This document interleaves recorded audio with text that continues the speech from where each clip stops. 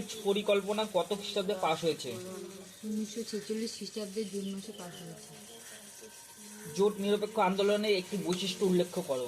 জোট নিরপেক্ষ আন্দোলনের একটি বৈশিষ্ট্য হল বিশ্ব যে ধর্মতান্ত্রিক ও সমাজতান্ত্রিক দুনিয়ায় বিভক্ত হয়ে পড়েছিল তার বিরোধিতা করা। বেস্টন নীতির প্রবক্তা কে ছিলেন? জর্জ কেনান। সেন্টো কি? সেন্টো হলো মধ্য এশিয়ার চুক্তি সংস্থা।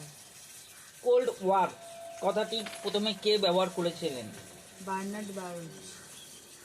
দ্বিতীয় বিশ্বযুদ্ধের পরবর্তী ঠান্ডা লড়াই কতদিন ধরে চলেছিল? 50 বছর ধরে চলেছিল।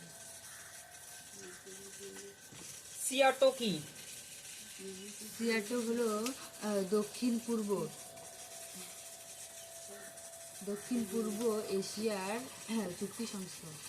প্রথম ও দ্বিতীয় বিশ্ব কি? আমেরিকার নেতৃত্বাধীন পশ্চিমী রাষ্ট্রগুলি প্রথম বিশ্ব ও সোভিয়েত রাশিয়ার নেতৃত্বাধীন সাম্যবাদী রাষ্ট্রগুলি হল দ্বিতীয় বিশ্ব নামে পরিচিত। ইউনিফর্ম এর পুরো নাম কি? Communist information bureau. Marshall plan কত খ্রিস্টাব্দে পাশ হয়েছিল? 1947 খ্রিস্টাব্দে পাশ হয়েছিল। দ্বিতীয় বিশ্ব কথাটি সর্বপ্রথম কে ব্যবহার করেছিলেন? আলজেরিয়ার ফ্রান্স ফ্যানন। তৃতীয় বিশ্ব কোন কোন দেশ নিয়ে গঠিত?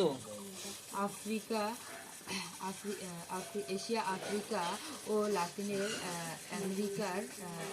আমেরিকার স্বাধীনতা প্রাপ্ত দেশগুলি নিয়ে গঠিত হয়েছে। কিউবার বর্তমান রাষ্ট্রপ্রধানের নাম কি?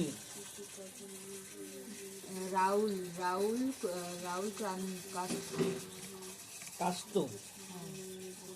বাগদাদ চুক্তি কবে স্বাক্ষরিত হয়? 1955 খ্রিস্টাব্দে। ন্যাটো এর পুরো কথাটি কি? North Atlantic Treaty Organisation. North Atlantic Treaty Organisation. Okay. কত খ্রিস্টাব্দে ওয়ার্স চুক্তি স্বাক্ষরিত হয়? 1955 খ্রিস্টাব্দে চুক্তি স্বাক্ষরিত হয়।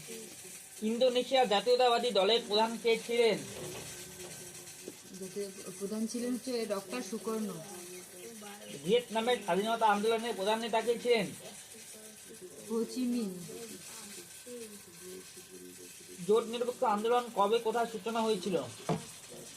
1955 খ্রিস্টাব্দের ইন্দোনেশিয়ার বান্দুং শহরে। সূচনা হয়েছিল। আচ্ছা, এই কটাই প্রশ্ন উত্তর তো? হ্যাঁ।